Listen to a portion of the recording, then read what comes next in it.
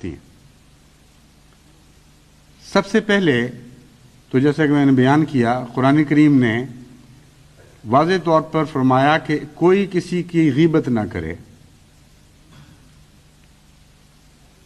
ایک آدمی دوسرے کے خلاف بات نہ کرے،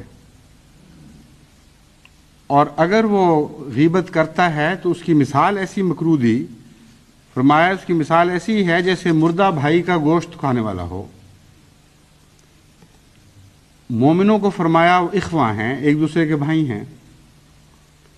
مردہ بھائی کے اندر دو باتیں پائی جاتی ہیں، ایک تو موجود نہیں ہوتا بیچارہ، دوسرا ویسے بھی دفاع کی طاقت نہیں رکھتا۔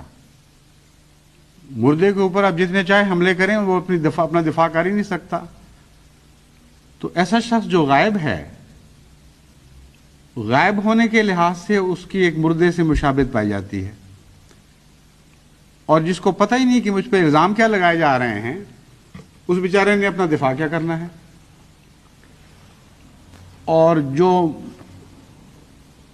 باتیں کرنے والے ہیں، جیسا کہ میں نے بیان کیا تھا، وہ چسکا ہوتا ہے ان کے چسکے کے اظہار کے طور پر فرمایا مردے بھائی کا گوشت کھا رہے ہو، چسکے تو پورے کر رہے ہو لیکن بڑے بدبخت ہو۔ یہ گوشت تو نہیں ہے چسکے پورے کرنے کے لیے۔